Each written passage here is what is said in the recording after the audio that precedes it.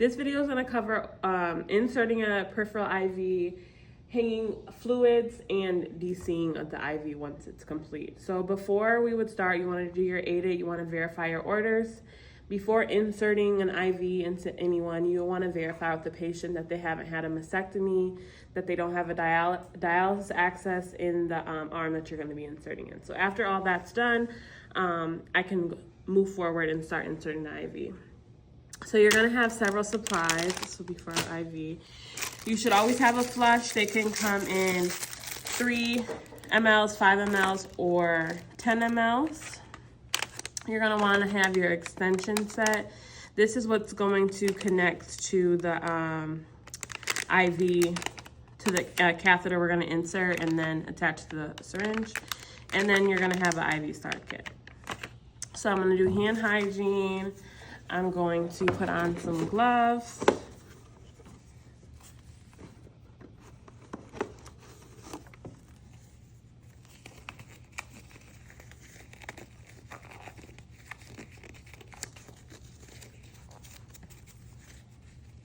This isn't a sterile procedure, so you don't have to don any sterile gloves.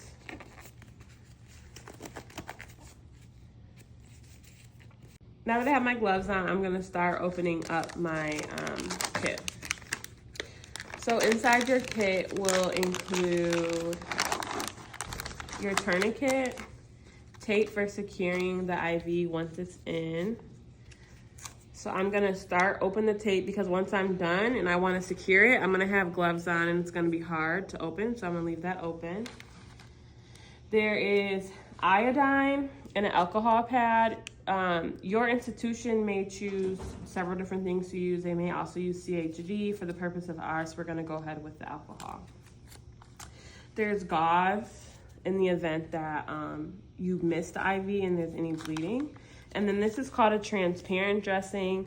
So the purpose of this dressing is you can see. So once you fasten down your IV, you can still see the site because you're going to want to assess the site for any infiltration, which we'll talk about.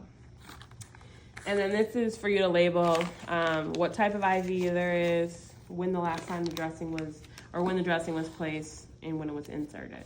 So depending on your whatever facility you're at, IVs can be left in for a certain amount of time. So we would want to make sure that you're changing them out as you need to. This is your IV catheter. You'll notice that this one is pink. There are different sizes of needles. So this is a 20 gauge, it's pink. You can have a 22 gauge, which is blue, an 18 gauge, which is green. Those are the ones commonly used. And the color will help you identify what gauge your IV is.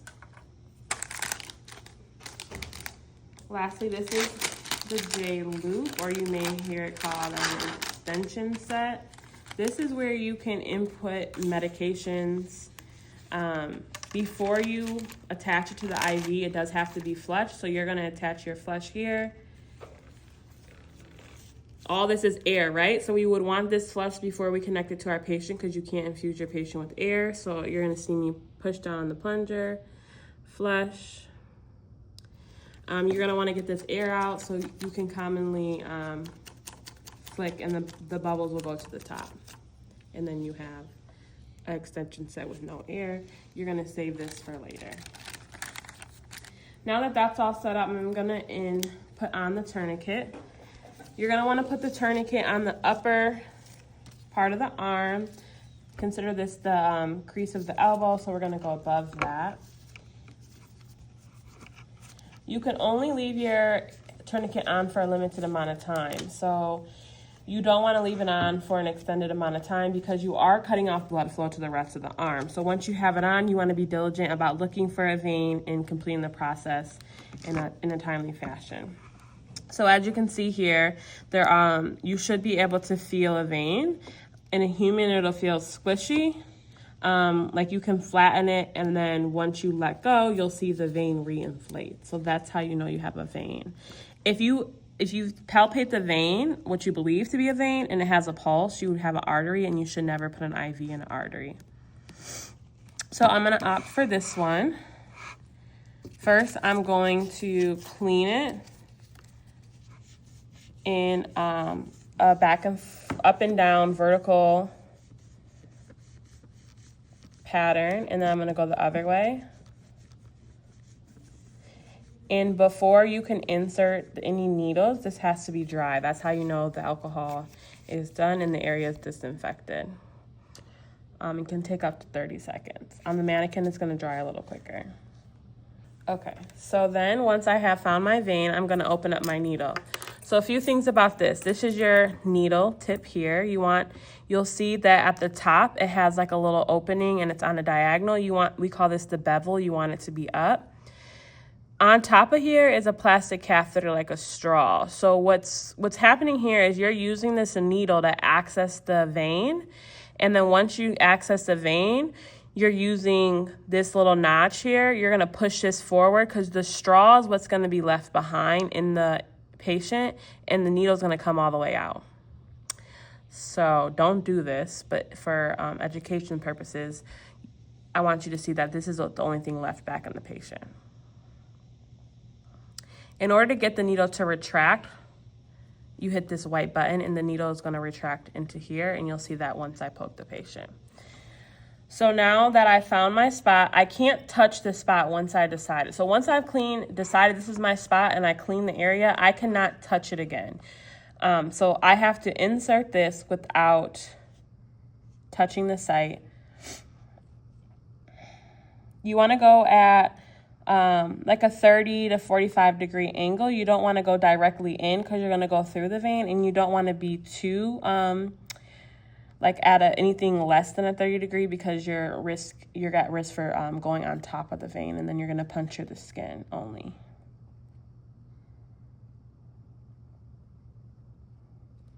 So typically you would get a flash of blood, and as you see here in this chamber is where you're going to see the flash of blood. And you might also see it in the catheter, but you won't always see it in the catheter. So you want to look in this chamber here is where the blood's going to collect.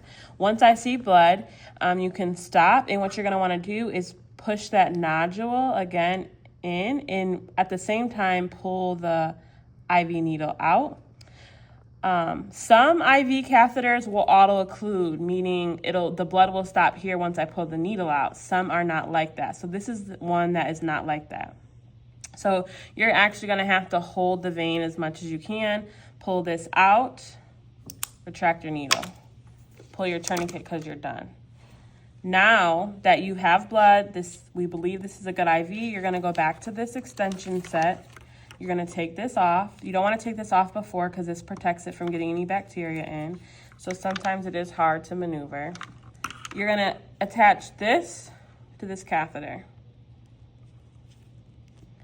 Now, you want to ensure it's patent. So you're going to push down on this plunger. The blood goes in. There's no bubbling. So let's say this vein wasn't in a good vein, or the vein ruptured, or you missed the vein. The site would actually swell. If your patients start to say they have a lot of pain, you would want to also verify that it's not infiltrated. Signs of infiltration can be redness. The site can swell. So any signs of that, you want to take out the IV. But this one's good because there's no signs of that. Here, you're going to just remove the back of this, apply this. And now you can see what I mean by you can still see the site. So anytime you use an IV, several times in your shift, you want to assess the site. Is it red? Is there any line streaking up? Is it swollen? Does it appear that it's sweating or it's tight? That could be another sign of infiltration. Is it warm to touch? All those signs are signs of infiltration. You also have phlebitis, where you see the line streaking, meaning something in this vein is irritated and it's a red line that's going to go up the arm. That would be another indication to remove the IV. So now that it's inserted, I flushed it works. You can clamp this because we're not going to use it at this time. And now you're going to use the tape you put off to the side, and you're going to secure the extension tubing.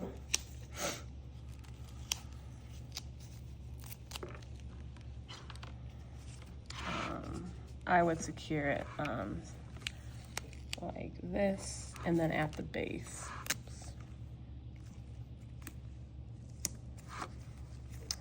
All right.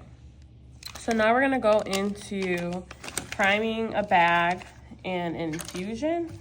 One.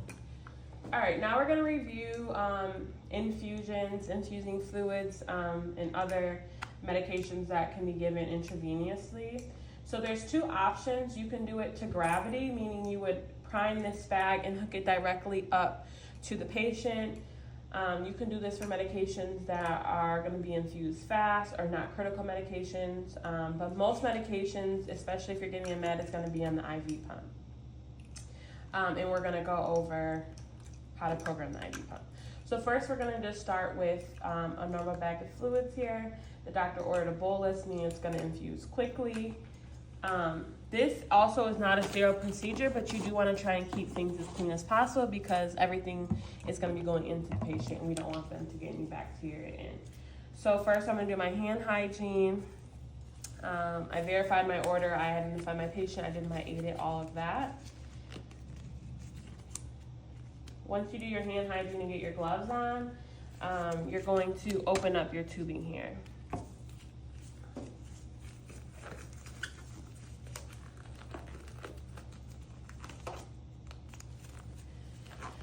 Okay, so on this bag here, you'll see that there is something that has to come off because this we're going to insert.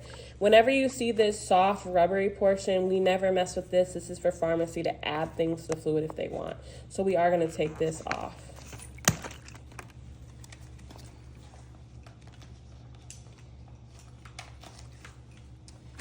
All right, you're going to open your tubing and you're going to see a few different things. So you'll see here there's a cap on it. But this is a sharp thing to spike the bag. And then at the end, you'll see a similar, it's called a lure lock system that's gonna attach here at the IV. We're gonna leave that on there to prevent any bacteria getting on it when we attach. This shouldn't touch the ground or really be touching any other surface, so you wanna be mindful of where the fluid, where this is dangling at. The only time you would ever open this is if it needed to be vented, meaning you were giving something in a glass bottle. So I'm going to take this off. I'm going to bring it closer. I'm going to show you right where we took that off. We're just going to stick this in here. Before you stick it in, you want to collapse this because it's suction. If you stick this in there, you're going to get air mixed with water and you can get a lot of bubbles in your tubing. So collapse this or squeeze it, insert this in, and release. And straighten that out. With that being said, the fluid's gonna start to flow through here and it's gonna come out the end. As you've seen it start to come out. There's two different clamp systems on this tubing. You can use this where it's just like that. Or this is the roller clamp. Right now it's all the way closed, but it will help you control if you are giving it by gravity, meaning you're not using the IV pump. Right now you can see it's closed. I have it all the way down and nothing's coming out. But if I open it all the way up, it's gonna come out quickly. I can roll it down to kind of slowly drip it. And let's say I wanted it faster than that, or I can slow it down even more. And this is how you would count drops per minute if that's how you're doing it. But we're gonna close it all the way off. So now we're going to discuss some complications. Let's say you didn't prime it correctly and you have a lot of air. Again, you can see all the different bubbles in here. This can't be infused into the patient. It can cause an air embolism. So you have to get all that out. So with that being said, all you would do is open your roller clamp again and prime it to where all the air was out. And you'll see it'll come down and it'll be like a fresh start. So once you've seen at the end that all the air was out, you had continuous flow, you would stop it, and now it's ready to be connected to your patient. So we would connect it to your patient at the IV site. You would want to alcohol this to clean this off before, unless it already had a cap on it. You're going to take this off, the protector off,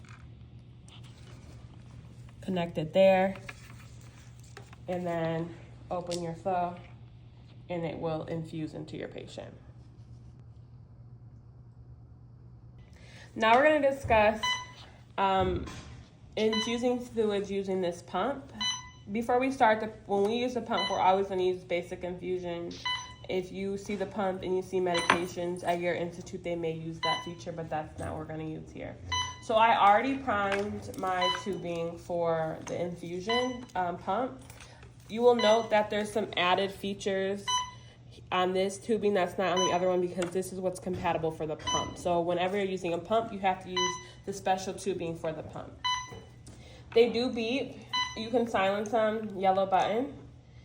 It's always going to ask you when you first turn your pump on if it's a new patient. If it's the same patient, you can hit yes, but for our purposes, it's going to be a new patient. So I'm going to hit yes.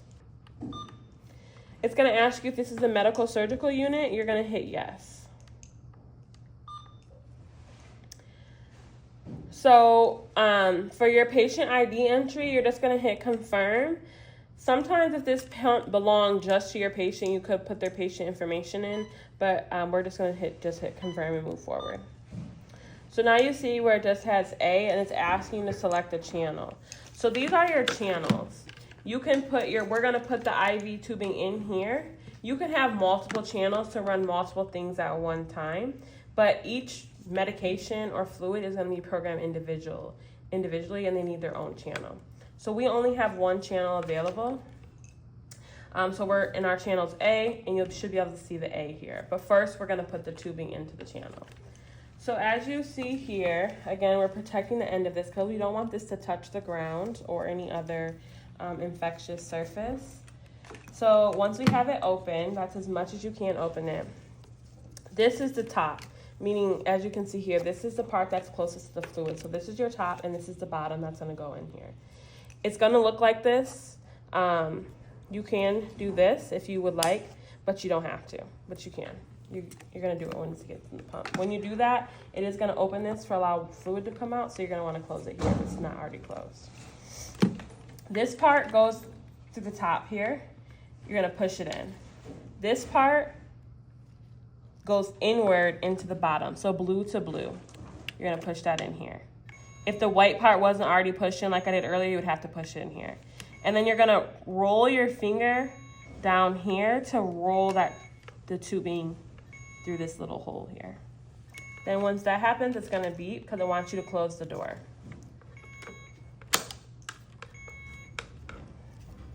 Okay, so now our tubing is in.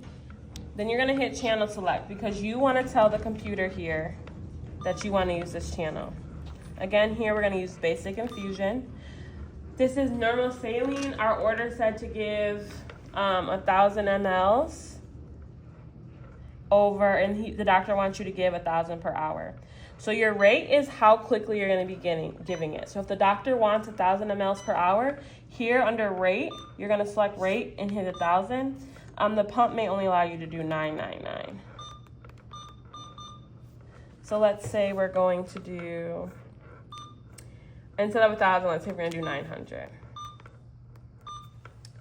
VTBI stands for volume to be infused. So you're going to select that, and we're infusing 1,000 mLs. That's how much is in your bag. Once that's all done, you can hit start. So you want to connect it to your patient before you hit start because it is going to start to infuse. So again, we would clean this, take off the guard, and connect. Now before you infuse, you want to make sure the IV works. So we just put this IV in, we know it works, but let's say you're coming back to it 12 hours later, you would want to flush it with one of the small syringes before starting. So now that that's connected, we're going to hit start. The machine is already going to check the line. It's checking to make sure you don't have any bubbles. So it's checking, it's checking. Okay, it's giving us an error. It's saying occluded patient side. So somewhere between the pump and the patient, there's an occlusion. And you'll see here that it's the roller clamp that is down. So we need to open that up. And on here, we're gonna hit restart. And it'll check again, and it's open. You'll see it infusing here, and it's going through the IV in the patient. All right. Okay, last part of this is going to be discontinuing. As you see here, the patient has soiled their IV site. The catheter is starting to come on. All of these things are infection risk, and you would want to establish a new IV and take this one out. Some other reasons you might want to get a new IV is because, again, they have infiltration, signs of phlebitis, anything like that. So you want to have your gauze on hand and some tape. So we have our tape here. We're going to get some gauze because once the IV comes out, you are going to have to hold pressure with the gauze, and you want to leave it there just in case there's any extra bleeding. If a patient's on blood thinners or anticoagulants, you want to hold for 5 minutes. But if a patient is not, it's just 2 minutes or until the bleeding stops. So all you have to do here is verify that you are allowed to remove this before just removing it, but we verified all of that. You want to get this piece of tape off first. You're going to peel the transparent dressing off. It is going to come off. It's very sticky. It looks like it's really going to hurt the patient, but it shouldn't hurt them too much. Once you have all that off, you can use, there's solutions that are advertised to get glue or adhesive off from patients. You can use those too. You're going to cover the site to decrease, getting blood on yourself or blood dripping down on the patient. Remove the IV. You want to make sure the catheter is intact. If only half the catheter came out, that would mean the other half is in the patient, and we would obviously want to notify the doctor because they need to x-ray and treat that. And then you're just gonna put tape over your gauze here, and then you would hold for the recommended amount of time per your patient. And that's it. You want to document that it's out, that there were no complications.